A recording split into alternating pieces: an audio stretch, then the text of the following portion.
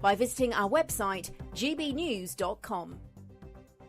£50,000 in tax-free cash is like having over £4,000 each month to play with for a whole year. And it could be yours in the biggest Great British giveaway so far. That could be a holiday each month, your mortgage covered, or just the ability to send some of those day-to-day financial stresses packing. For another chance to win, text cash to 63232. One entry costs £2 plus one standard network rate message. Or text bonus to 63232. 5 entries cost £5 plus one standard network rate message. Go to gbnews.com/win. Entries start from just £2. You can call 0903 681 3232. Calls cost £2 plus your network access charge. Or post your name and number to GB10 PO Box 8690 Derby DE1 9TT. UK only. Entrance must be 18 or over. Lines close at 6 p.m. on the 31st of January. Please check the closing time if listening or watching on demand. Good luck. Mornings don't have to be tiresome, especially if you have the right company. Wake up to news as it happens, opinion and debate, and of course, a little bit of entertainment too. Because when the kettle's on, we're on. That's Breakfast on GB News, a show worth waking up for. Every morning from 6 a.m. Only on the People's Channel, Britain's news channel. We'll spread the news, you spread the word. I'm Christopher Hope. From pop stars to politicians, I'll interview anybody in a pub who's got a political opinion. Join me every Friday on Spotify, Apple Podcasts, YouTube or gbnews.com, or wherever you get your podcasts. This is GB News, the People's Channel. I'm Andrew Pearce. This is GB News, the People's Channel, Britain's news channel.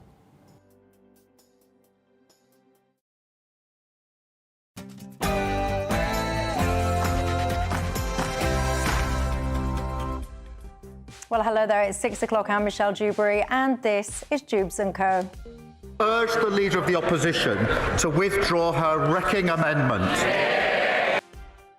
He's talking about the vote tonight on those rape gangs. Is it a wrecking amendment? What do you think? We'll have the latest on that.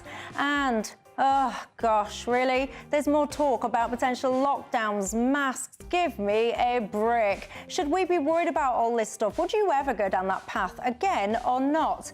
And I thought we as a country were skint. And if we are, why then is our government offering to front-load millions of pounds to Mauritius for the Chagos Islands in order to get that deal over the line? Please enlighten me. Does anyone even know what's going on with all of this anymore? And why on earth is this seemingly a priority to the Labour Party? And e-scooters, e-bikes, you name it. They seem to be all over the place. Are they though in your area? And if so, do you like them? One of my panellists suggests that they are a sign of a decline in our society. What says you?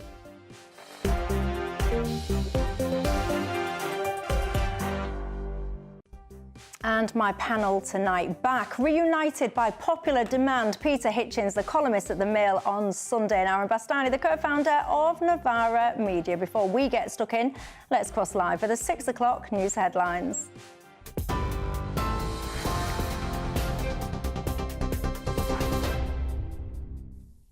Good evening, I'm Sophia Wensler with your headlines from the GB Newsroom. MPs are set to vote in just over an hour on Kemi Badenoch's call for a new national inquiry into grooming gangs after she warned Sir Keir Starmer's refusal could fuel fears of a cover-up. In a clash at Prime Minister's questions, the Conservative leader demanded to know if Sir Keir Starmer is confident we fully understand the scale of rape gangs. She also accused the Prime Minister of not wanting questions asked of Labour politicians who may be complicit. Sir Keir Starmer fired back, urging Kemi Badenoch to drop her call, arguing another inquiry would only delay action, with victims demanding progress rather than more investigations.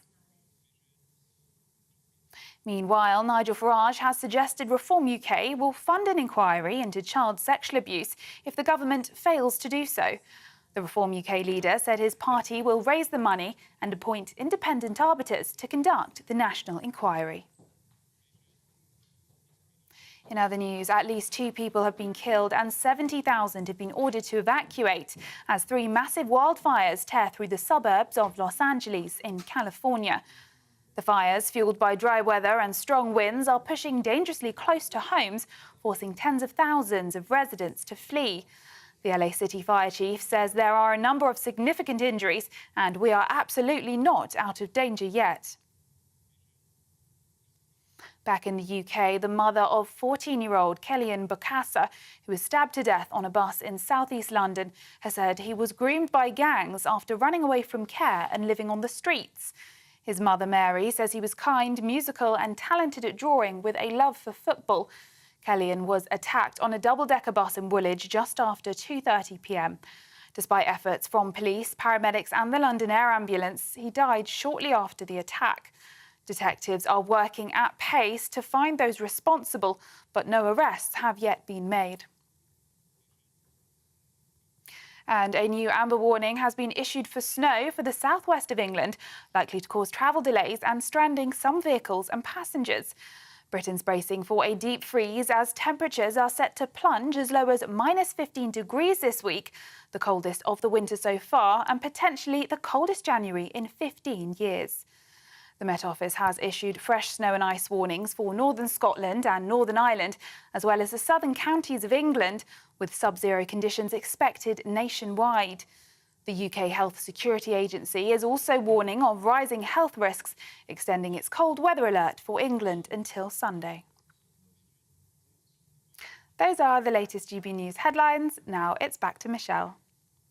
For the very latest GB News direct to your smartphone, sign up to News Alerts by scanning the QR code or go to gbnews.com/alerts.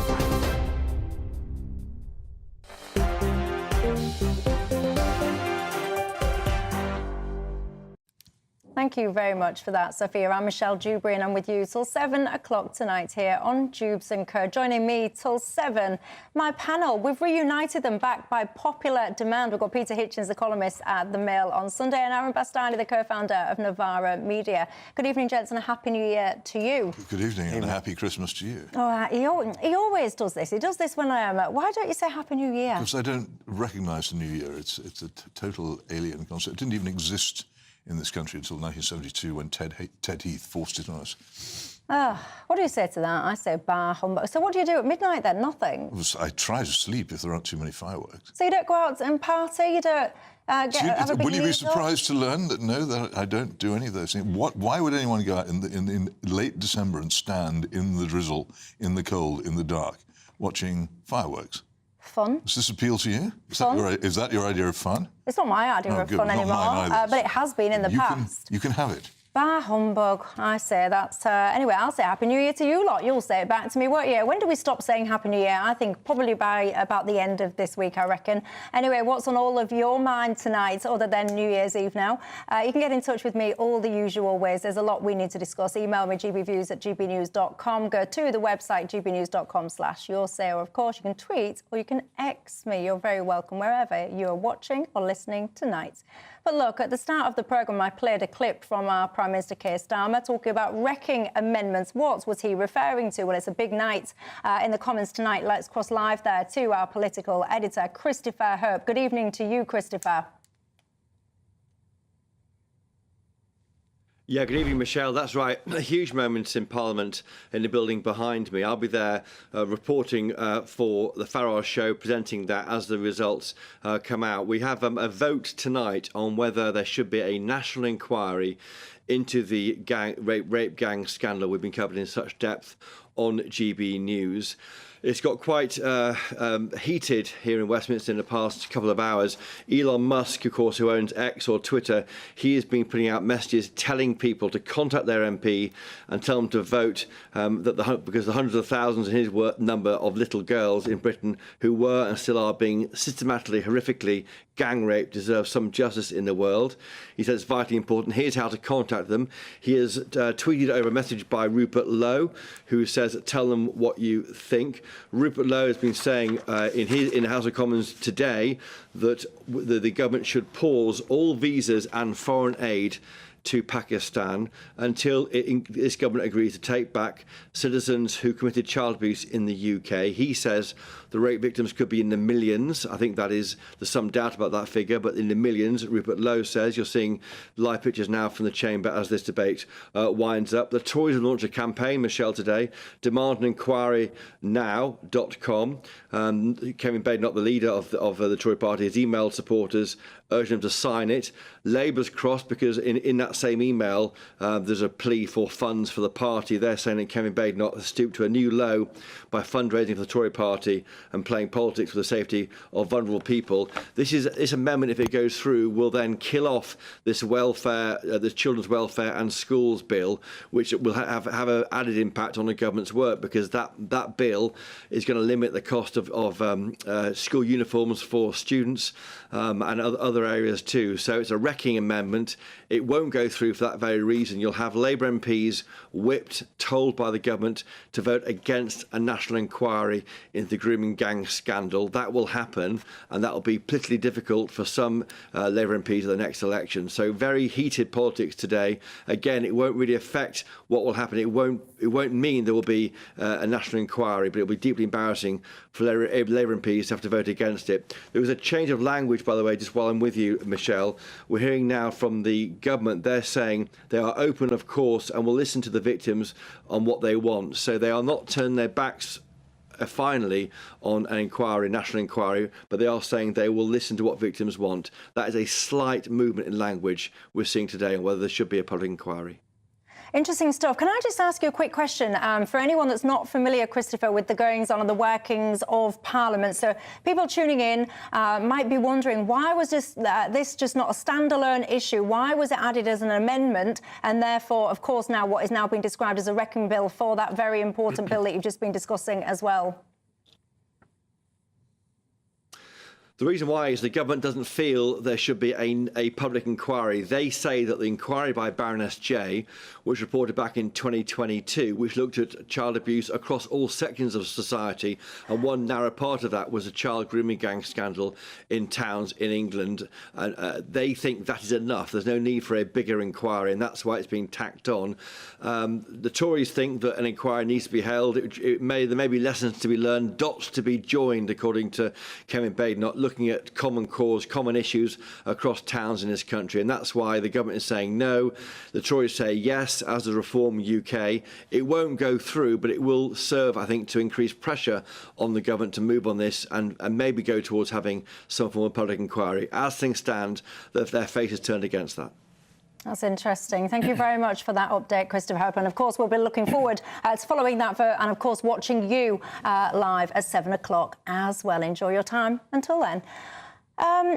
I mean, where do we even begin with this? I'm telling you, the strength of feeling for this national inquiry. I've been speaking about this for a couple of days now, Peter. There is a real sense among many people that a national inquiry is what's needed. There'll be a frustration tonight from people at home that this has been tacked on to something else, and therefore it allows perhaps a degree of politicking that members of the public perhaps would not have liked to have seen.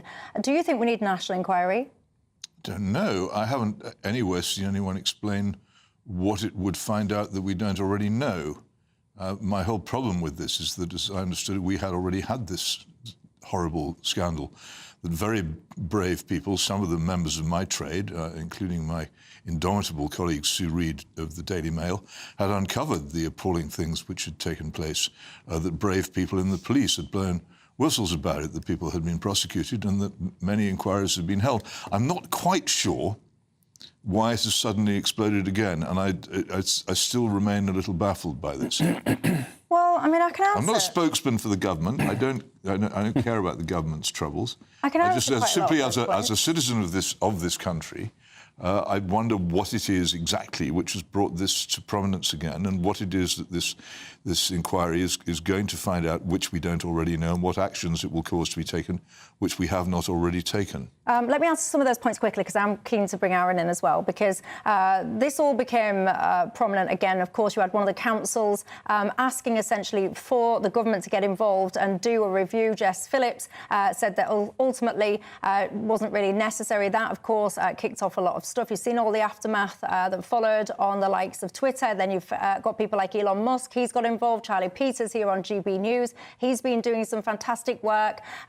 You talk about reports that have been done. Many people will talk about the J report that went on for, I think, 7 years. I think it cost about 200 million quid, reported back in 2022. That only really looked at 6 towns and cities. Many of those places didn't have these kind of grooming, rape, abuse gangs operating within them.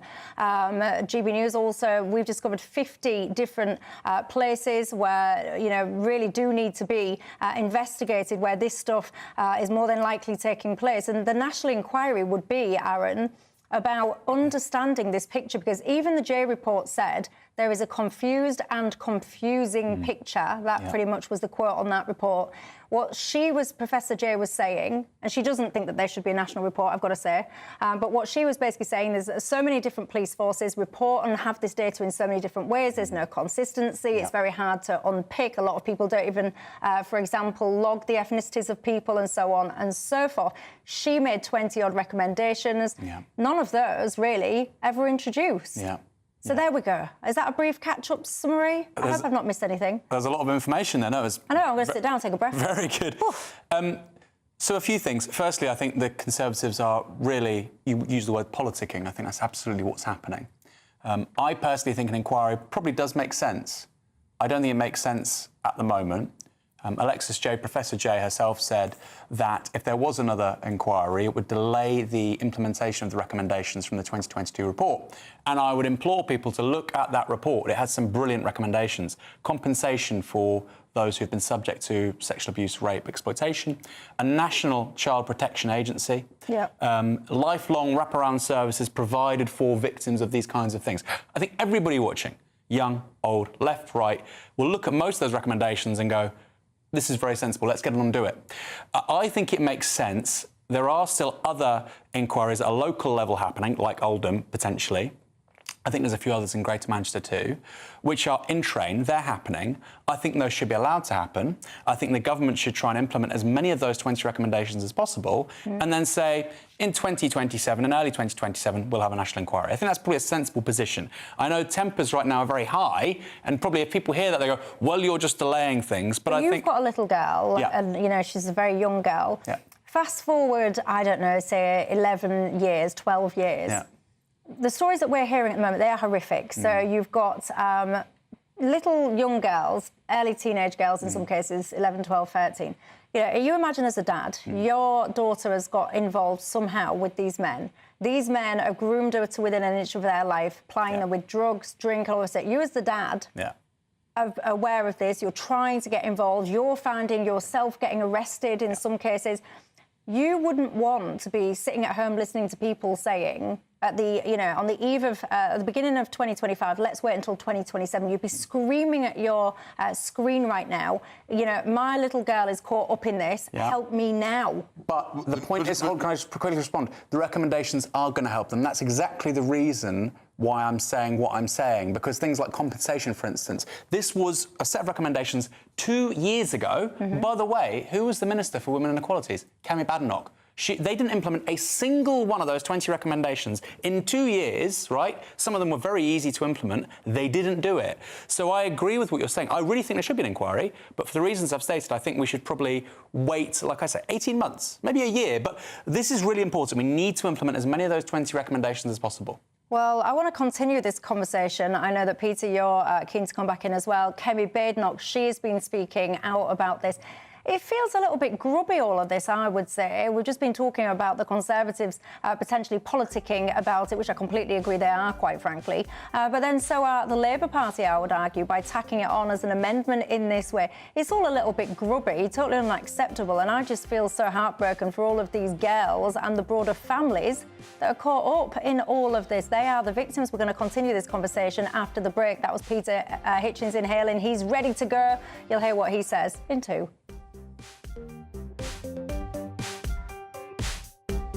This Saturday at 8 p.m, tune in to a GB News Investigates documentary as we tell the full story of the grooming gang scandal. My childhood had been stolen. We will expose the cover-ups that have kept this national scandal under wraps for decades. Not one person has been held accountable. Our investigation uncovers the true scale of this outrage. I want to see senior officials held legally to account. On GB News, grooming gangs, Britain's shame.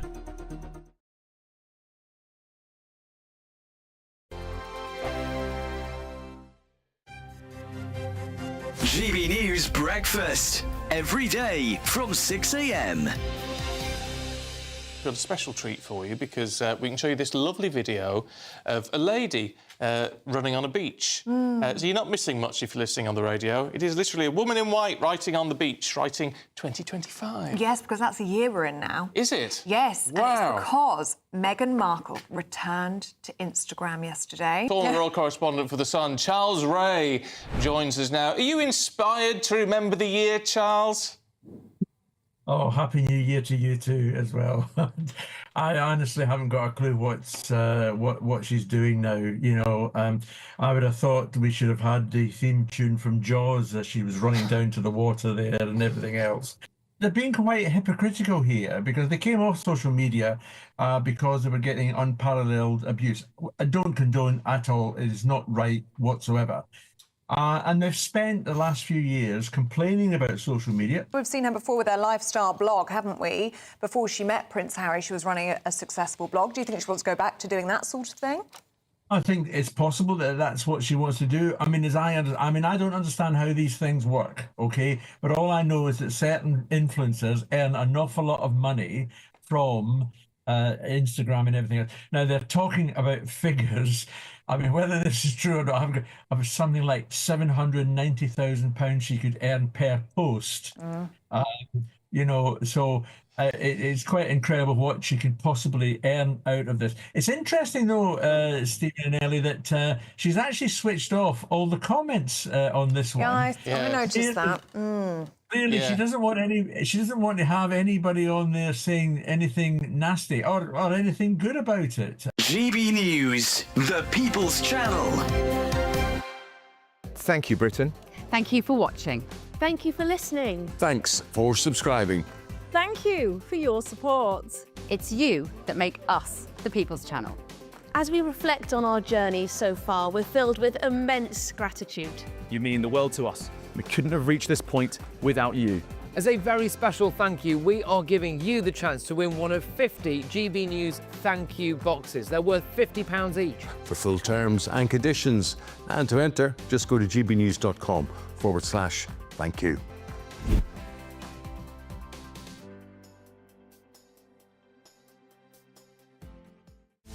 This is Britain's Newsroom, where your voice matters. It's just astonishing. With expert analysis and honest opinion, we don't just keep you informed. We bring you unique perspectives you won't see anywhere else. Can't argue with any of that. When the news happens, it happens here. On Britain's Newsroom, weekdays from 9:30 a.m. Only on GB News.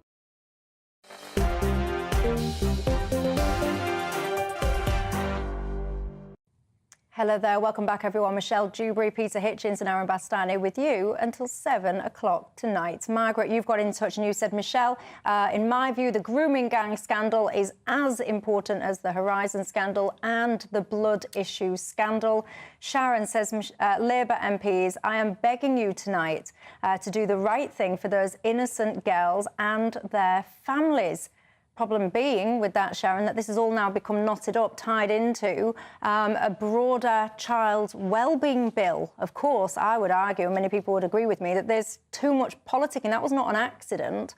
That is a very deliberate manoeuvre. David says, I think that Keir Starmer doesn't want a public inquiry, you say, because you think that he's got something to hide. Many people, though, would defend Starmer and his record. I mean, the jury is out on that one. There's very, very strong feelings.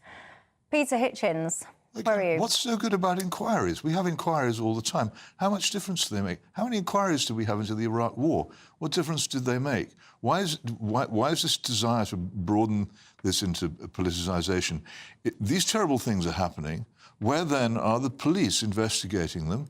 arresting and prosecuting, and where is the Crown Prosecution Service taking up those prosecutions and convicting those who are the offenders? The way to bring this to an end and to get it under control is to detect, arrest, prosecute, imprison. Where people are found guilty. Well, that is the way in which a law-governed country tackles crime. We now know that what was happening before, and this is what those brave journalists and police whistleblowers discovered, was that the authorities, including the police, were shying away from pursuing this horrible crime because of political reasons. There's no excuse for that now. That's been and gone. That's been discovered. Those brave people went through the awful wave of fear which prevented people from speaking out on this. They spoke out. There's no excuse for any police officer, any police force, any part of the Crown Prosecution Service, any court not to know about this and not to be acting against it.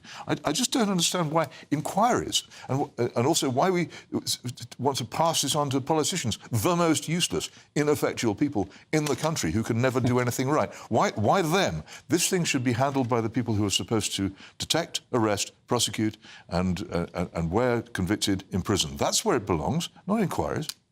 I mean, I really strongly disagree with you, but I just want to give Aaron the chance to respond as well. So let me briefly defend inquiries. I mean, many are a complete waste of time and money. I agree with Peter on that. But if you look at the 2014 J report on Rotherham, which really underscores how actually, if local authorities commission these reports, they can be very good. Oldham are saying, we don't want to do our own one, we don't want to mark our own homework, that's why government should do it. But actually, the J report for Rotherham in 2014, that was the report which said 1,400 young women and girls, at least, had been subject to abuse, exploitation, sexual assault in Rotherham. That was a really fantastic document. It also asserted things that, like you're saying, have been in circulation for a long while. They said that, you know, council officers, etc., were guilty of political correctness. They didn't want to be accused of racism. So people say that's my opinion, that's what I think. Well, we know that's been established by a document 10 years ago. I suppose I still think we should have a broader inquiry. I agree with you probably there, Michelle. But what I would say is we have had so much high-quality information. We had a Tory government, and I'm not trying to make this party political. I don't think that's wise, actually, because we all want action to help these young women and these children. This is absolutely still happening, I believe you there. I agree. We shouldn't make it party political, but there was that report in 2014. There's another one in 2022. There have been reports from other authorities as well. And the Conservatives are asking for another inquiry. And it does really sum them up. They don't do delivery. They don't implement. They don't execute. They don't change stuff. They want to talk. They want to talk. Now, I do favour another inquiry, but I don't understand why they're putting that above the importance of implementing those 20 recommendations. They don't want to talk that much, by the way, because when you go back on Hansard, as many people have been doing, and actually going back and looking at the records for how much talking has been done by some of these existing politicians about some of these areas, the records actually show that they haven't been talking about it that much at all. And I actually would say that I think it's pretty disgraceful what the Tories are now doing. I find it so strange how you can stand there with a straight face and look somebody in the eye when you know that you've been in power for a long time. Maybe not you as an individual, but certainly the broader you as the collective party. So you know that you've been in power for such a long time. You know that you presided, you know, on a higher level over so many of these failures. You know that yourself that you have not actually been pushing and calling for a national inquiry. And now that this has all started getting traction again for your own future political gain, all of a sudden it's whatever Christopher Hurt was describing there, emails getting sent out, campaigns getting set up, inquiring. Then Michelle, what's wrong with what I said?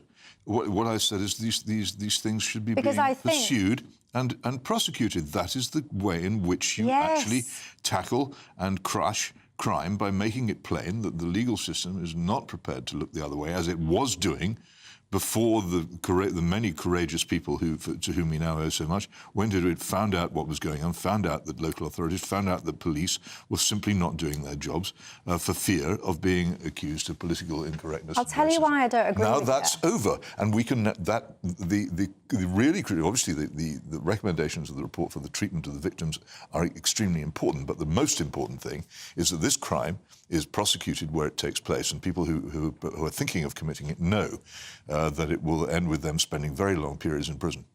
Yeah, but it were, and I would. If we lived Why in not? an, Why won't it? If we lived in an ideal world where all the cogs worked and everything turned the way that it does, and everything, all the things that go in at the top, all the things that you describe, you've got all of the witnesses, the issues, whatever, in it goes. All of the cogs function, and out pops convictions for a very long time, and everyone's now deterred they won't ever do it again because everything worked so smoothly last time. If it all worked well like that, I would be on your side. It doesn't. It won't, and we don't understand. Well, then energy needs to be problem. put. If it doesn't. I don't know what the figures are for prosecutions, but if it doesn't work like that, then all the energy that's being put into demanding yet another inquiry should be being put into getting these prosecutions. Can I say one thing really quickly? Yeah. So in the last, 48 hours, Yvette Cooper's said two things. One, it'll become a criminal offence if professionals do not relay their knowledge of grooming and sexual exploitation of children. That will be a criminal offence if you're a social worker and you don't relay that information. Or, people of trust as well. Yes. So if you're a sports coach or anything like that, it'll be expanded to you under these new plans. Which I think is fantastic. That's long overdue. And another one is that grooming will become an extenuating factor in regards to sentencing. So if somebody sexually assaults somebody and they're also guilty of grooming, they will get an even tougher sentence. I mean, that's something. I'm not suggesting it's a solution, but my goodness, that is more in one evening from Yvette Cooper than the Tories did in 2 years after the report. And I'll also say this, very quickly, she's doing that because it's in the spotlight, and they're politicking as well. I agree with you on that one. They're politicking like the Tories, but at least she's done something. Well, yeah. Well, anyone that's been watching this programme, that I am very enraged about this whole situation. I could carry on, quite frankly. We don't even need the next programmes. I could sit here and share my fury that I know is shared among you guys as well. But for time reasons, I do need to move on. There's much we need to discuss. More in the programme. I want to talk to you about masks, lockdowns. Would you ever fall for that stuff? Again, that and much more after the break.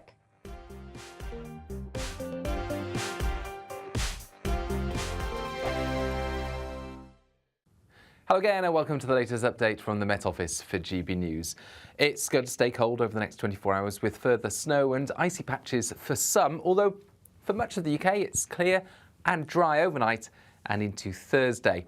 We've seen this low pressure move up from the southwest during Wednesday, bringing with it a band of rain, sleet and snow, and that messy mixture of wintry weather remains as we go into the evening, but it does eventually fizzle away towards the southeast, leaving behind falling temperatures and icy roads and pavements. There'll also be icy patches in the north and west where we continue to see sleet and snow showers move in on a cold wind.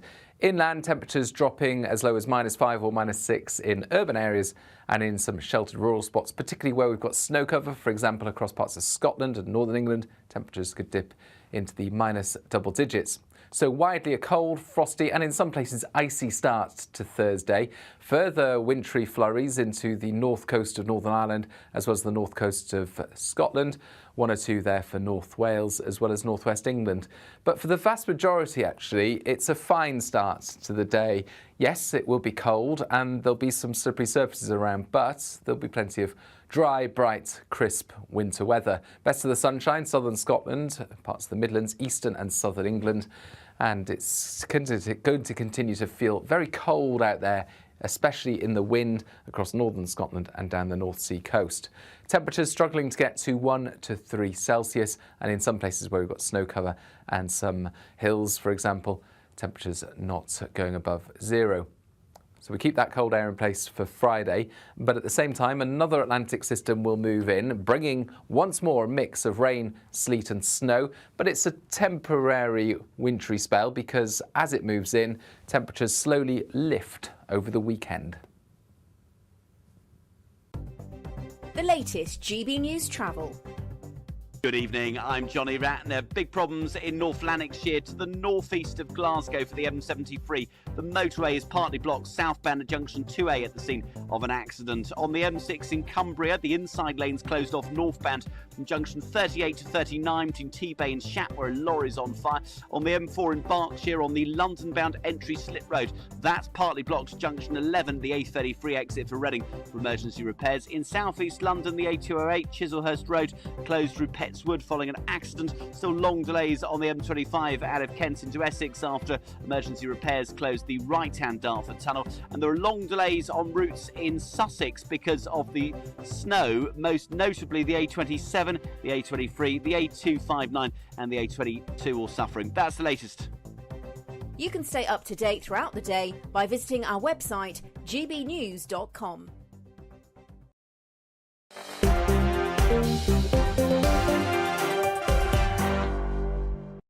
Hello there and good evening to you. If you are just joining us, alongside me, I've got Peter Hitchens, the columnist at the Mail on Sunday, and Aaron Bastani, the co-founder of Novara Media.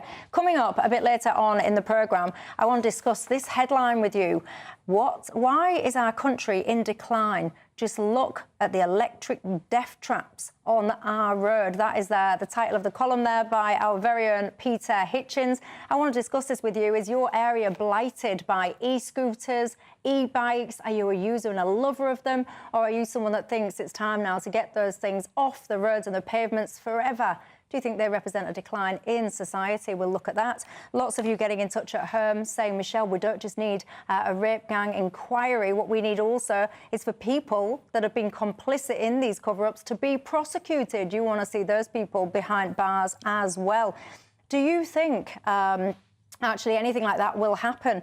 Lots of you getting in touch about gaslighting. This is a word that I'm hearing over and over again. Many of you feel that this whole issue is just being used for political gain. Someone on Twitter has said, Michelle, please can you point out that some of these things already exist in laws that we have today?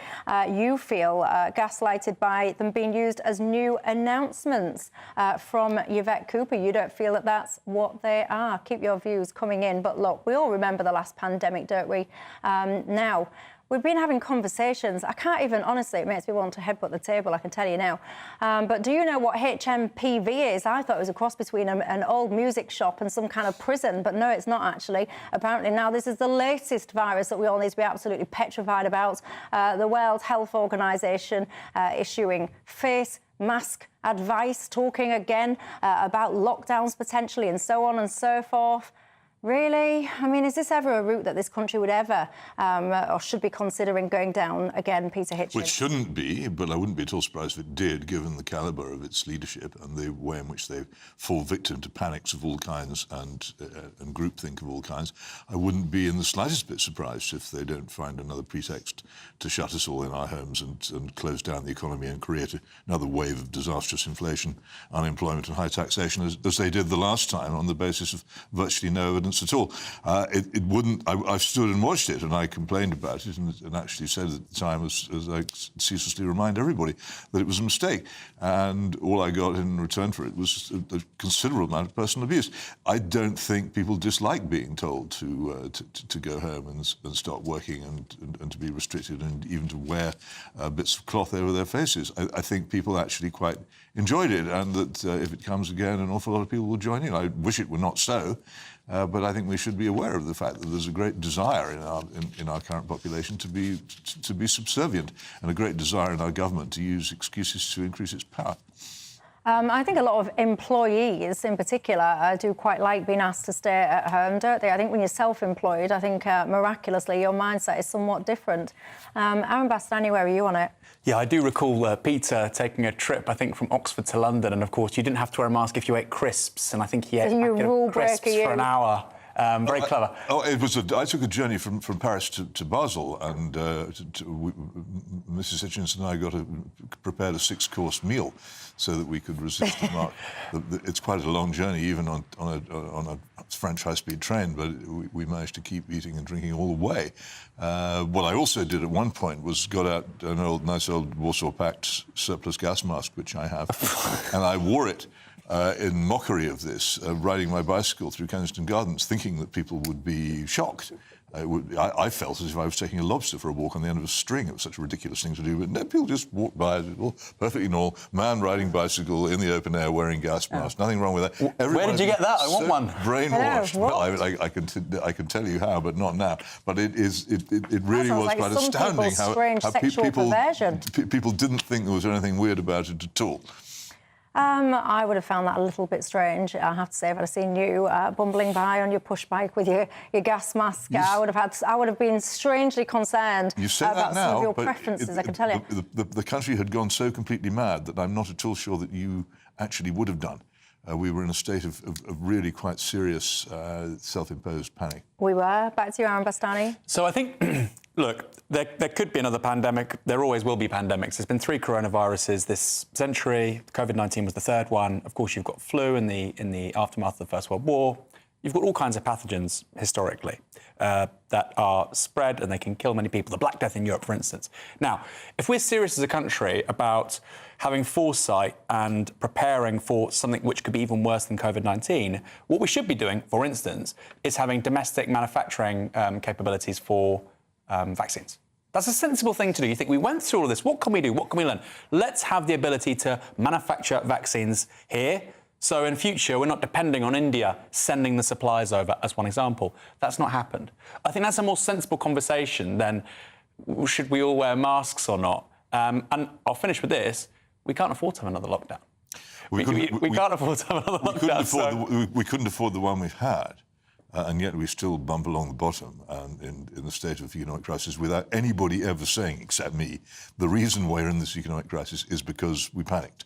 There was another government of an advanced Western country, Sweden, which refused to behave as we did and came out of it far, far better off economically and socially than we did. It was quite possible to avoid, but we still do not have in our constitution or our government system the safeguards which allowed Sweden to do that intelligent thing and actually to be governed by true experts in what they did. We will panic again, and it may not be this, it probably won't come in exactly or even approximately the same form, but another panic is coming which will be expensive and disastrous and will also threaten our liberty.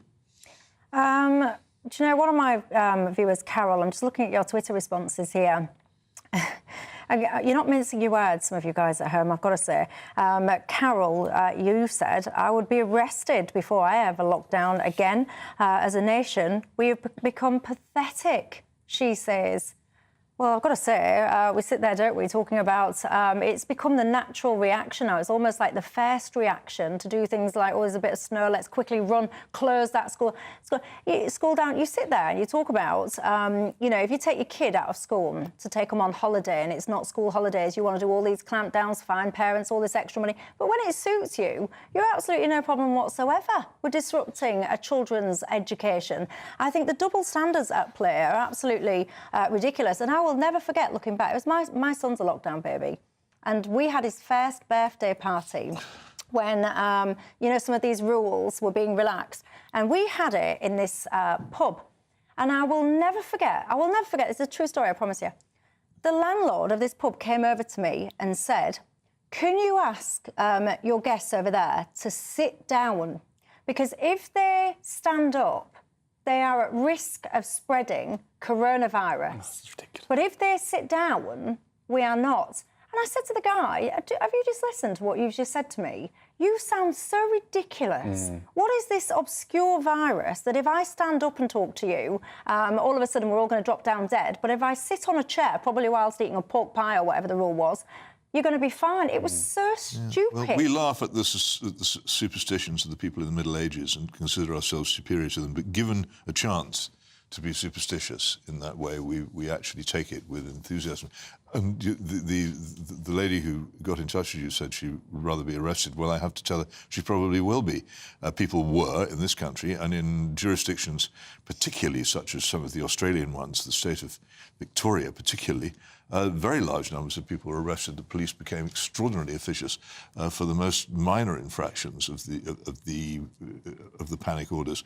So if she thinks she'd rather be arrested, then she'll probably get her wish. That's how these things are done. The enormous increase in power which the government gave itself can be magicked out of nothing at any time.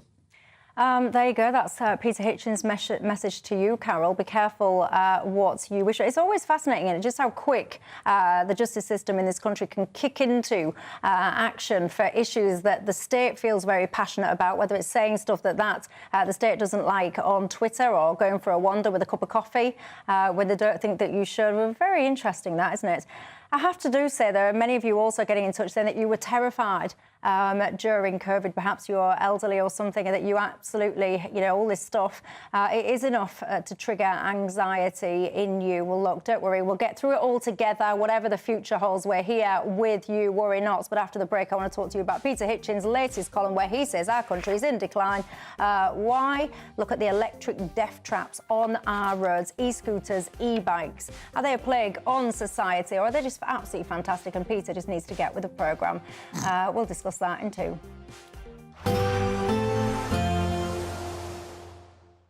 Ready to soak up that holiday sunshine? Won't we need some cover? No worries. All sorted. All Clear Travel Insurance sponsors GB News travel destinations forecast. Sunny skies in southern and eastern Spain this weekend, but there will be a few showers heading into Portugal. Largely fine conditions across the Canaries. Lots of sunshine here. There are those showers heading into Portugal. Sunny in southern Spain and up towards Barcelona. Of course, for the Balearics as well. A few showers drifting across southern Italy. Warm in Rome for the time of year, but it will turn cooler here as well. A few showers across Croatia. Small chance of a shower or two in Cyprus on Saturday as well. All Clear Travel Insurance sponsors GB News travel destinations forecast.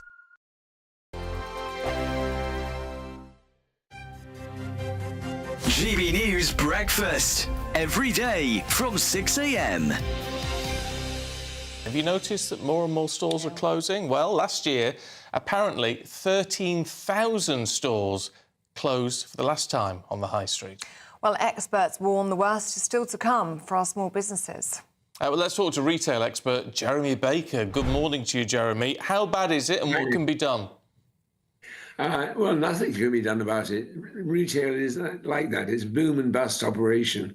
So last year, let's say you had a shop and it was booming. This year, the consumer can just change their mind. They don't need to come back to your shop ever again. Well, it is sad, Jeremy, because our high streets are the beating heart of our communities, aren't they? And for many people, I know I can relate to my high street, it is such a depressing sight, walking down there and seeing them all boarded up and closed down. But how often do you walk down that boarded up high street? I think people move on to something else. The online world is very big. Yeah. And lots of other things are very exciting. And so people, you know, the shop, I like to go to my GP in a shopping centre and get my tests done there rather than tramp off all the way to the GP, for example. And children could go to little schools in the high street. I've seen that happen already. So lots of things could happen to the high street. It could be much more a social centre. Much more kind of like pubs, coffee shops, all that. Charities. I don't see anything wrong with charities taking over, but the idea of this shop-centred high street finished, that's gone, never coming back. Goodbye. It's not sad, it's just life. GB News, the People's Channel. Good Afternoon Britain isn't just about us. The wonderful thing about this programme is it's about everyone watching. It's an interactive programme. Well, there absolutely is something to see here, and we're going to be talking about it more. Whether it's breaking royal news, Will, please bring us up to date. or indeed a particularly punchy speech in the House of Commons, Very, very curious. we bring it to you live, and then we bring you live reaction as well. That's Good Afternoon Britain, weekdays from midday. Only on GB News, the People's Channel, Britain's news channel. Join me, Camilla Tominey, for a frank and honest discussion with those in power that cuts through the spin and gets to the heart of the issues shaping our nation.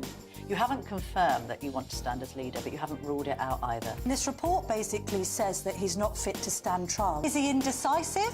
Incompetent? I deliver the dose of reality Westminster needs. That's the Camilla Tominey Show at 9:30 every Sunday on GB News, the People's Channel, Britain's news channel.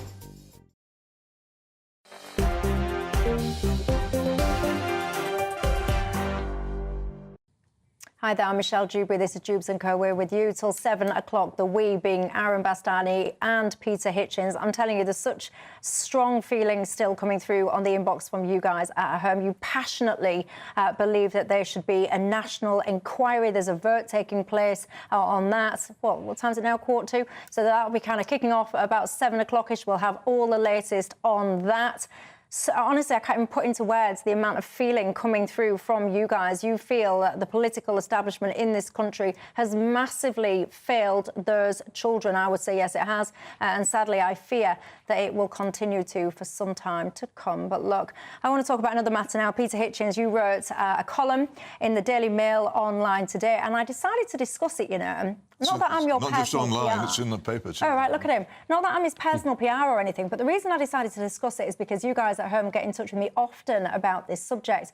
The subject is about e-scooters, e-bikes. You're saying these things are a symbol of the decline of our country and its once impressive levels of road safety. Discuss, Peter. Well, about 90 years ago, there was terrible carnage on the roads of this country during the 1930s. The level of death, considering how many fewer cars there were at the time and how much less road surface we had, was appalling. And the then Minister of Transport, a man called Leslie Hoare-Belisha, decided he would try to sort it out. One of the things that came in about then was the driving test. The other was speed limits. And all kinds of things followed from that, so that since then, no motor vehicle has gone on the roads without a licence plate, so it can be identified, and nobody's been allowed to drive one unless he or she has passed a test that shows that he's fit to drive them. What happened a few years ago, and it happened by stealth in two pieces of rather obscure legislation, was that both e-bikes, so-called, electric motorbikes, as I call them, and e-scooters, or toy scooters, as I call them, were made partially legal. And what happened was that you could ride them on the road without a number plate and without passing a test. So the two basic rules which ensured safety on our roads were abolished pretty much at a stroke in large parts of the country. The e-scooters are more complicated than the bikes, but in some places you can ride them legally and others not. But they became effectively legal. They're all over the place. And because batteries have become so much more powerful and not as heavy as they used to be, and because the motors they power have become so much stronger, these things can go at extraordinary speeds. I know people will tell me, oh, they're limited to 15.5 miles an hour. Well, they're not actually. Anybody who's seen them go, and anybody who rides them, knows perfectly well that they're adjustable to go much faster than that. If you find one fallen over on the pavement, which you do all the time in London and Oxford, where I live, try picking one up and see how heavy it is and wonder how you'd feel if it hit you. They're very powerful machines. They should be subject to the rules which have controlled motor vehicles in this country ever since the 1930s, and they're not. And as a result, they have become extremely common. They're reasonably cheap to use, and anybody can use them. And they save people from walking and from waiting for buses and other things like that, which lazy, impatient people don't want to do. And if you appeal to people's laziness and impatience, you'll generally make a commercial success of it. So wherever they are, they're a menace. And they run into people all the time, and they make the roads much more dangerous, and they make this country feel as if it's going backwards. And they should be actually properly licensed. If they were, no one would ride them. So did you get that, ladies and gents? He's not a fan. Aaron Bastani, where are you? You know, I think we've got it the complete wrong way around. So you can't privately own them with all the things that Peter's saying, with the helmet, with the number plate, etc. But there are these schemes. You can own the bikes. You can't own the scooters. Well, you can own them, but you can't drive them legally, as I understand it. You can in some places. You can own and ride the bikes anywhere. I'm talking about e-scooters. But the scooters are only part of this. You can hire the scooters in certain experimental areas. Officially, you can't own them and ride them. That's what I mean. So in fact, this law is both unenforceable. It seems bizarre that you can hire them, and like you said, there's no plate. You don't need a license, but you can't be a 25-year-old with a moped license, wearing a helmet, with a registration, etc. That's not a license. It's completely upside down. There was a story in my neck of the woods, in Portsmouth, a gentleman called Joseph Pedalty. He went through a red light. He hit a veterinary surgeon. He broke her skull. On what? On an e-scooter. Right. He whizzed off. He did some community service and got an 18-month driving ban. And you think you think this lady probably was quite close to a fatal injury. She was in hospital for several days. She's literally scarred for life. He's got an 18-month driving ban. Anyway, on the particulars here, I think that councils are very keen on these things precisely because they don't do very much when it comes to local transport. Exactly. And actually improving things for people. And I feel like you've got people who really want low-carbon public transport. I'm a greenie. I'm a lefty. I like those things. You surprised me. There you go. I like all the low-carbon transport. Sounds fabulous. But the way this is being implemented is very daft. It's not low-carbon. It's daft. Let me just quickly ask you before, because I want to squeeze in a conversation about Lucy Letby as well before I go, and I've only got 3 minutes. Have you ever been on one of these e-scooters or e-bikes? No, I have a motorcycle licence. I can ride a motorbike at full speed if I want to. I don't want to ride one of these plastic, unsafe things. What would be the point? I've been on both both of the scooter and the bikes. I think they're pretty fabulous, actually. I've got to say, they're very convenient, very, very nippy indeed. But I also agree that they can be a pain in the absolute backside when people leave them absolutely everywhere and don't observe any of the rules at all, quite frankly. Let's just talk very briefly, I've literally got just a couple of minutes left, about Lucy Letby. This is another issue that will be coming up in the Commons tonight. Peter Hitchens. Well, David Davis, MP, has secured an adjournment debate on the Lucy Letby case tonight, in which he will argue. This is all I know. I don't know exactly what he's going to say for obvious reasons, but he will argue, as far as I know, for the Criminal Cases Review Commission to take up the case of Lucy Letby, who has been sent to prison on what many people, including me, think are unsafe grounds, and sent to prison until she dies. It's a major case of apparent serious injustice, and it needs somebody to do something about it soon, in the view of almost all of us who have looked at the case and seen how thin the case against Miss Letby is. Before anybody asks, I'm not saying she's not guilty, because I don't know whether she's guilty or not. What I do know is that from what I've seen of the evidence against her, it's not sufficient to convict somebody safely, and it needs to be raised. And for someone to be sent to prison until she dies is such a major punishment that it really does need to be looked into. Aaron Bastani? Yeah, I think there's a decent possibility of a mistrial having happened. And it's really important to say that doesn't mean you think she's innocent. People often polarise in strange ways on this stuff, but a mistrial is a mistrial. So, yeah, let's see. I remember we discussed this at the time, and I remember a family member of one of these, the victims, one of these little babies, getting in touch. I remember reading that email, and it made me weep. The impact on those children, because obviously Lucy Letby, the conversation there continues quite strongly, but often people do tend to forget the people left behind. Those I don't think they do forget them at all, Michelle. None of us forget it because it's horrible, but there is an important point here, that if the case against her is as weak as we think it is, there may not actually be any victims. Now, it was quite right for the police, when they were told that there might have been a crime here, to investigate that, and it was quite right for them to involve the parents of the children who had been harmed in the hospital or who had died. But nobody said at the time, oh, we can't have a police investigation because it would upset the parents. Likewise, we can't stop having this case investigated because it upset the parents. Daryl says, Michelle, my town is saturated in scooters. They're flying around all over pedestrian areas. They're a menace. Joe says, I live near Alnwick in Northumberland. Never seen an e-scooter in my life, ever. He says, not everyone lives in London. You're absolutely right, Joe, but these things are not just in London. I can assure you of that. Lots of people have got in touch saying that they are in their areas. George says, I'm an old fella and I've got an e-bike and an e-scooter. He says, I absolutely love it. It gives me so much mobility that I wouldn't have otherwise. Careful out there, George. I've got visions now of you. Beep, beep, out the way. Why wouldn't he have it otherwise? Safely. Does he not have a driving licence? Thank you. I don't know. Do you have pleasure. a driving licence? George, get in touch. Peter, desperate to know. Anyway, Aaron, Peter, that's the end of my programme. Thanks to you at home as well. Have a good night. Night-night.